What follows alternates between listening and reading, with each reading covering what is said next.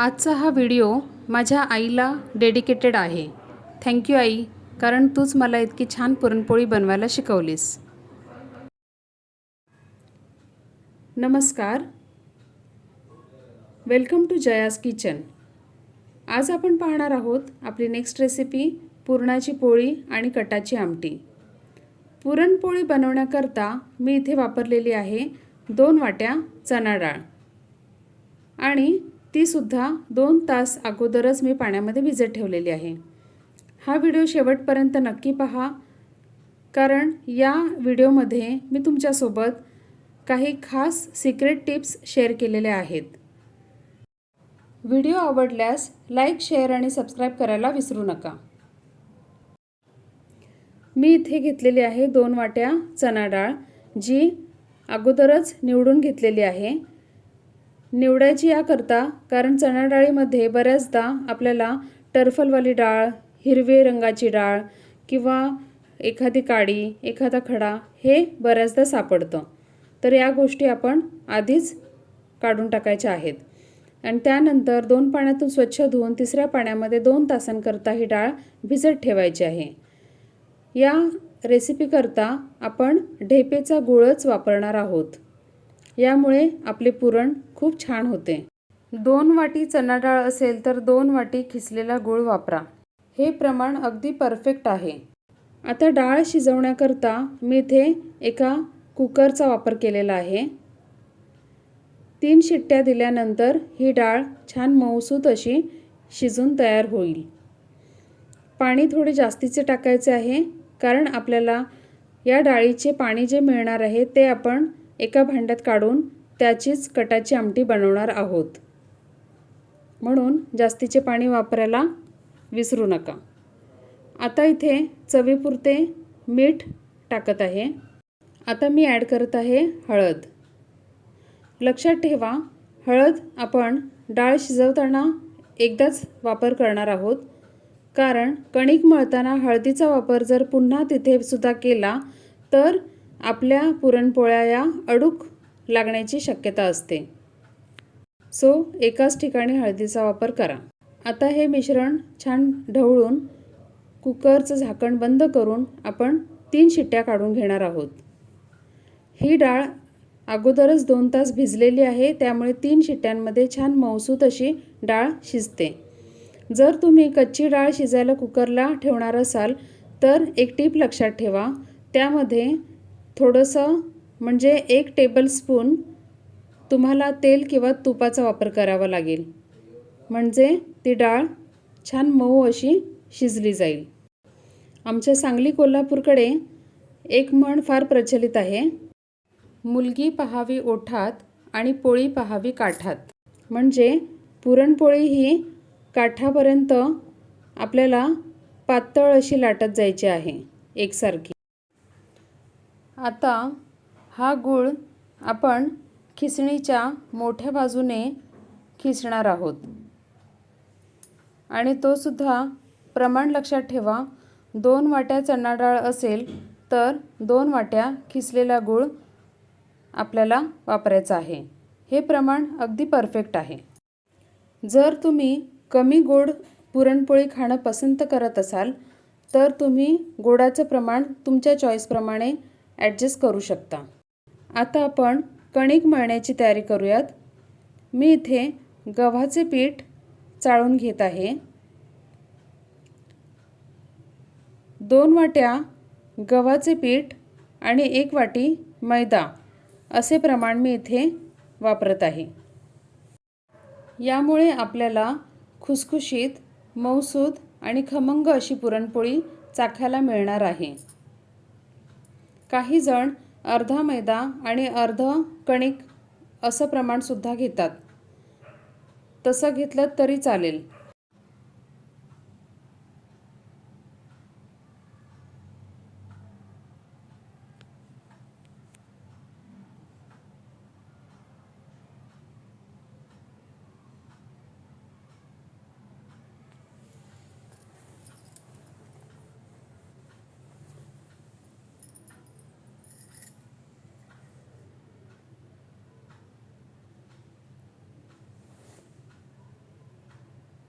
पुरणपोळी लाटताना सुद्धा आपण सुक्या मैद्याचा वापर थोडा करणार आहोत. काही जण तांदळाची पिठी वापरतात पोळी लाटताना. जर तुम्हाला तांदळाची पिठी वापरायची असेल तर तुम्ही तसेही करू शकता, पण मी पोळी लाटताना मैदाच वापरणार आहे. आता कणकेमध्ये मी चवीपुरते मीठ ॲड केलेलं आहे. हा 2 वाट्या खिसून घेतलेला गूळ आहे. ही आहे वेलची आणि जायफळची पूड.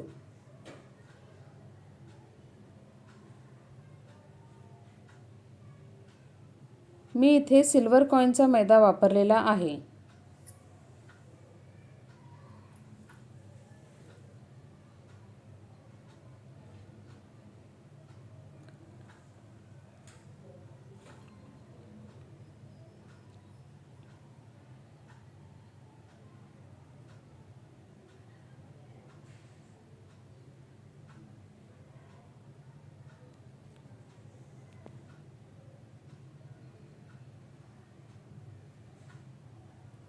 आता थोडे थोडे पाणी ॲड करून आपण कणिक भिजवून घेणार आहोत. सुरुवातीला आपल्याला हा चपातीसारखा गोळा करून घ्यायचा आहे आणि त्यानंतर थोडे थोडे तेल घालून आणि लागेल तसे थोडे थोडेसे पाणी घेऊन हे पीठ आपल्याला सॉफ्ट मळून घ्यायचे आहे. लक्षात ठेवा, पुरणपोळीचे कणिक ही थोडी चपातीपेक्षा सॉफ्ट असली पाहिजे. जितकी छान मेहनत करून तुम्ही पीठ मळाल तितकंच छान पुरणपोळीचे रिझल्ट्स तुम्हाला पाहायला मिळतील.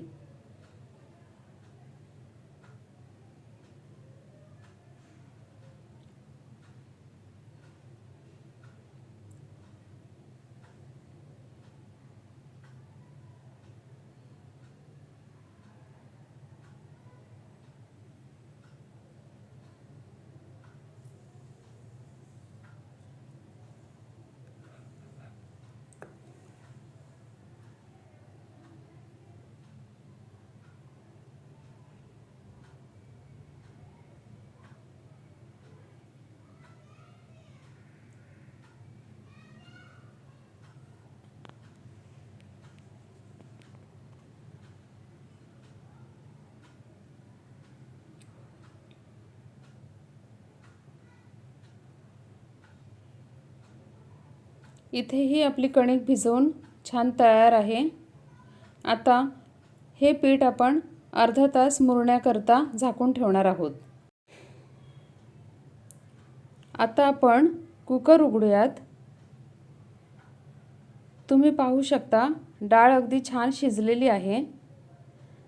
आता एका भांड्यावर चाळण ठेवून मी त्यामध्ये हे पाणी गाळून घेणार आहे. आता हे जे डाळीचे पाणी दिसत आहे याचीच आपण कटाची आमटी बनवणार आहोत. ही डाळ पुन्हा मी कुकरमध्ये घालत आहे, कारण कुकरमध्ये आता गूळ आणि डाळ मिक्स करून मी त्याचं पुरण शिजवणार आहे.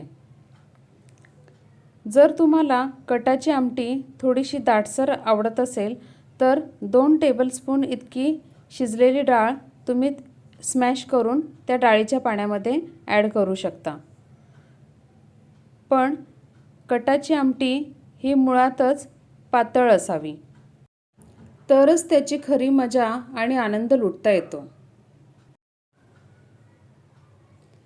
इथे आपण खिसलेला गूळ वापरलेला आहे म्हणून तो पटकन विरघळला गेला आहे आणि आता हे मिश्रण असे पातळ झालेले आहे. मिश्रण पातळ झाले म्हणून घाबरून जाऊ नका, तर हे आपल्याला चमच्याने कंटिन्यू ढवळत राहायचे आहे. तळापासून लागणार नाही याची सुद्धा दक्षता घ्यायची आहे. आता तुम्ही पाहू शकता थोड्या वेळानंतर हे पुरण असे थोडे घट्ट झालेले दिसते, पण तरीसुद्धा अजून 1 मिनिटभर आपल्याला यातलं पाणी सुकवून घ्यायचं आहे. जोवर आपल्या हातातला चमचा पुरणामध्ये उभा राहत नाही तोवर आपल्याला हे पुरण सुकवून घ्यायचे आहे.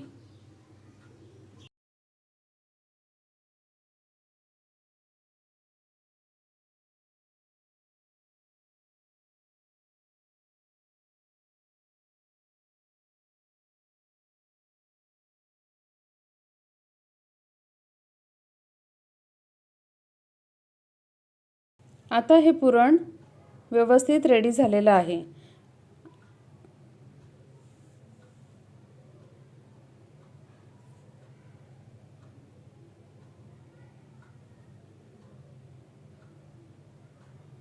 हे पहा, डन.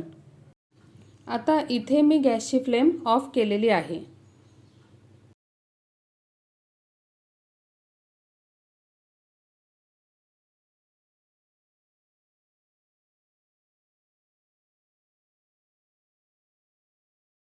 आता मी इथे ॲड करत आहे वेलची जायफळची पूड.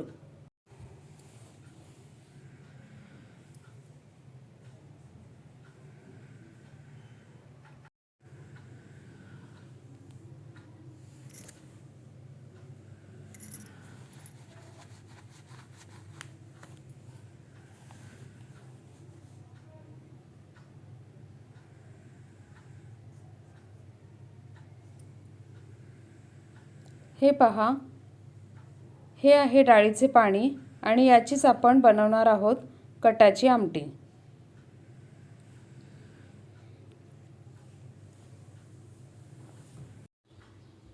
आता आपण पुरण वाटून घेऊयात. मी एका मोठ्या भांड्यावर पुरण जाळी ठेवलेली आहे आणि आता त्यात थोडेसे पुरण टाकून एका तांब्याच्या सहाय्याने असे घसरा मारून ते पुरण बारीक करून घेणार आहे. इथे एक टीप लक्षात ठेवा, हे पुरण जोवर गरम असते तोवरच ही प्रोसेस करायला घ्या, म्हणजे अगदी 5 मिनिटात आपलं सर्व पुरण वाटून रेडी होईल. कारण जसजसे हे पुरण थंड होत जाते तसतसे ते घट्ट होत जाते आणि मग आपल्याला जास्त ताकद लावून ते वाटावे लागते.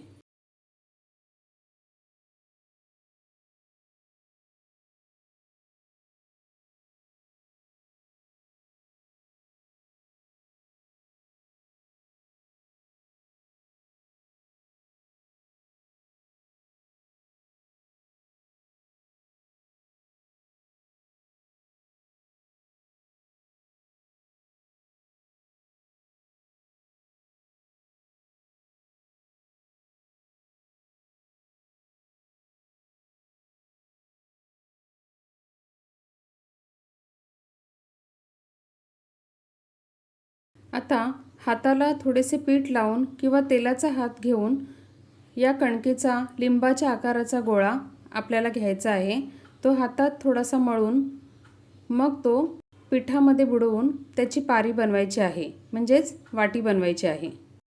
इथे एक टीप लक्षात ठेवा, ज्या आकाराचा आपण कणिक घेणार आहोत त्याच आकाराचा पुरणाचा गोळा आपल्याला घ्यायचा आहे.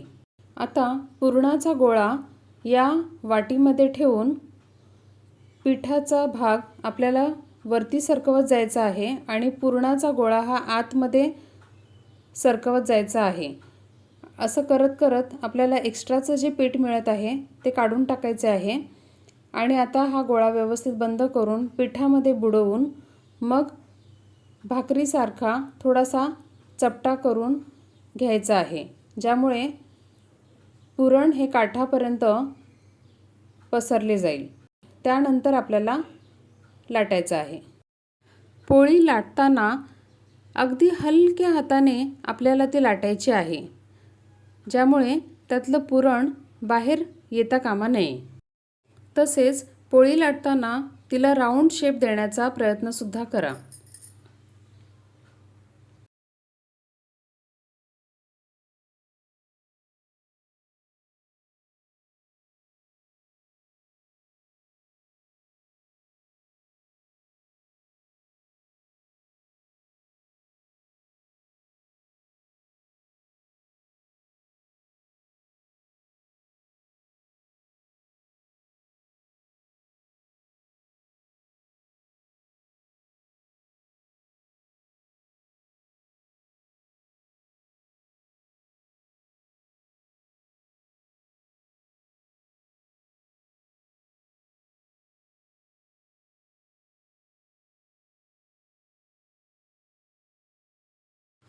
पोळी तव्यात घालण्या अगोदर तवा छान तापवून घ्या.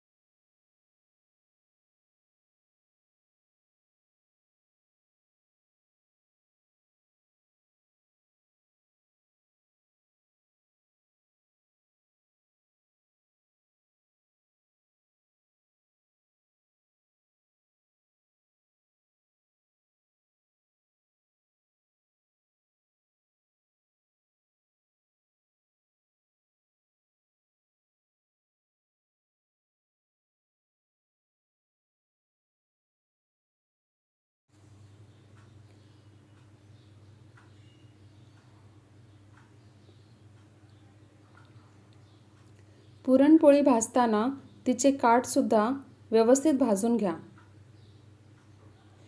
जर तुम्हाला सुद्धा तोंडात विरघळणाऱ्या अशा पुरणपोळ्या आवडत असतील तर माझा व्हिडिओ फॉलो करा.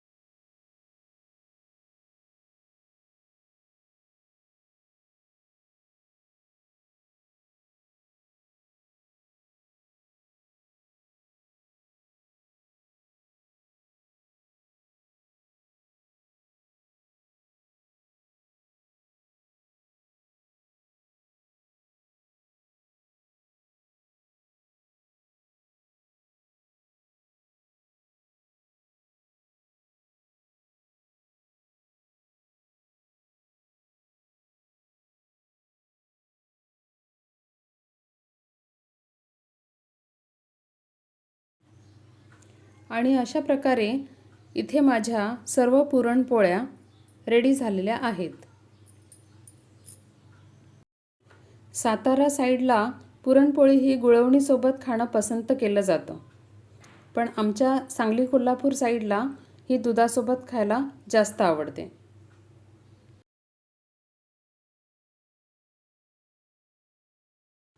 आता आपण बनवणार आहोत कटाची आमटी. कटाच्या आमटीचा थिकनेस हा नीट पाहून घ्या. ही आमटी इतकीच पातळ असते. कटाच्या आमटीला जर जास्त कट तुम्हाला हवा असेल तर तुम्ही तेलाचे प्रमाण थोडे जास्तीचे ठेवलेत तरी चालेल. माझ्या घरी पुरणपोळी ही दुधासोबत खायला आम्हाला खूप आवडते. गरम दुधावर तुपाची थोडीशी धार सोडायची आणि पुरणपोळीचा आस्वाद घ्यायचा.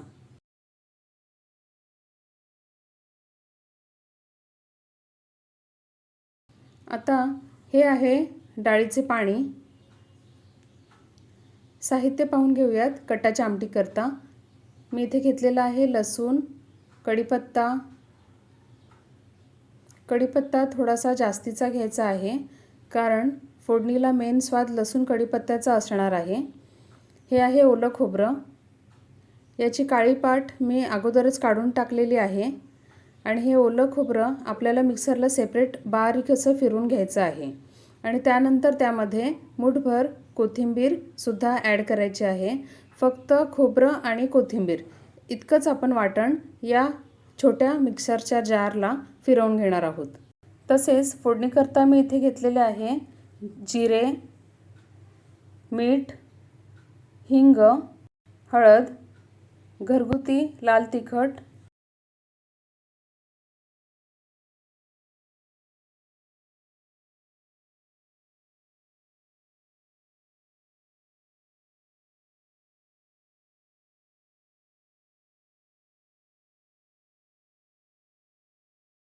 डाळ शिजवताना सुद्धा आपण त्यामध्ये थोडे मीठ सुरुवातीला घातलेले होते, त्यामुळे ते लक्षात ठेवूनच मिठाचा वापर करा. ही थोडीशी कोथिंबीर घेतलेली आहे, ती शेवटी मी डेकोरेशन करता आमटीवर बारीक अशी चिरून घालणार आहे. आता आपण खोबरं मिक्सरला बारीक करून घेणार आहोत.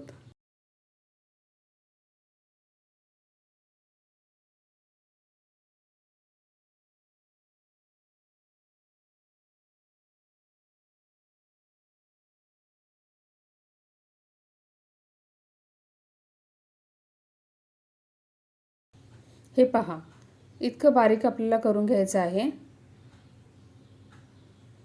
आता मी इथे ॲड करत आहे कोथिंबीर.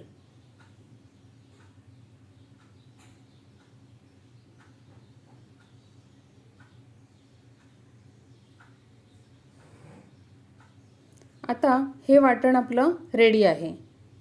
आता खोबरं आणि कोथिंबीरचं हे जे वाटण तयार झालेलं आहे ते आपण डाळीच्या पाण्यामध्ये मिक्स करून घेणार आहोत. हे कच्चंच आपल्याला यामध्ये ॲड करायचं आहे.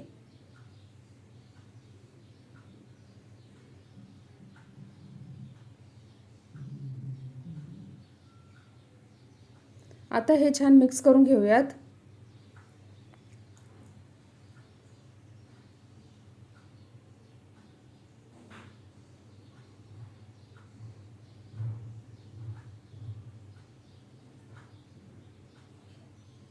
आता फोडणी करता मी इथे घेतलेला आहे एक टोप.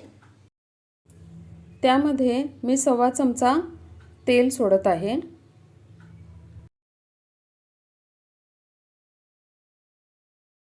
सर्वात प्रथम मी यामध्ये ठेचलेला लसूण घातलेला आहे.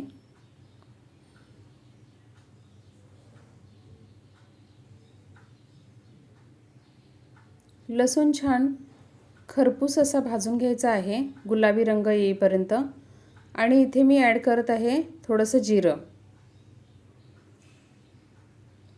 जिरे छान फुलल्यानंतर यामध्ये आपल्याला कढीपत्ता ॲड करायचा आहे आणि हिंग आणि हळद,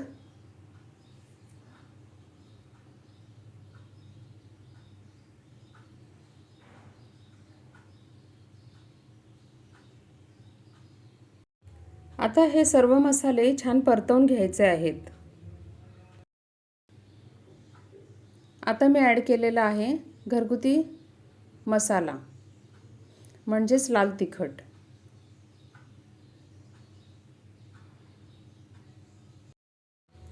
आता आपण डाळीचे पाणी यामध्ये घालूयात.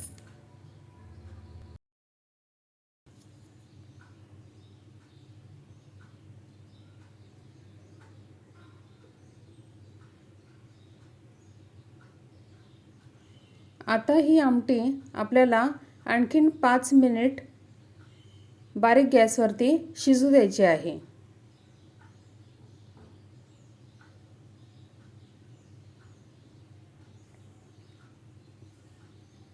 आता मी इथे ॲड केलेलं आहे मीठ.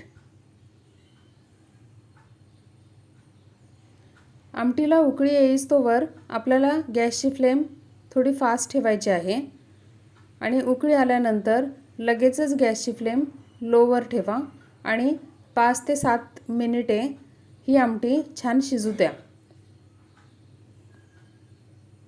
यावर अर्ध झाकण झाकून ही आमटी आपल्याला शिजू द्यायची आहे, ज्यामुळे यातलं खोबरं आणि कोथिंबीरचा स्वाद त्या आमटीमध्ये व्यवस्थितपणे उतरला गेला पाहिजे. आणि या 5 ते 7 मिनिटांमध्ये आपलं खोबरं कोथिंबीरसुद्धा छान शिजायला मदत होते. झाकण झाकते वेळेस थोडंसं झाकण उघडं ठेवा, म्हणजे तुमची आमटी उतू जाणार नाही. आता 7 मिनिटानंतर मी गॅसची फ्लेम ऑफ केलेली आहे आणि अशा प्रकारे आपली आमटीसुद्धा रेडी झालेली आहे. आता ही आमटी मी सर्विंग बोलमध्ये काढून घेतलेली आहे. आता यावर थोडीशी कोथिंबीर घातलेली आहे. ही आमटी खाताना खूपच चविष्ट लागते, रुचकर लागते आणि खमंगसुद्धा. फार सिंपल रेसिपी आहे. आमच्याकडे अशीच आमटी वाट्या भरून भरून संपवली जाते. चला तर मग लवकरच भेटूयात पुन्हा एका नवीन रेसिपीसोबत. तोपर्यंत बाय बाय.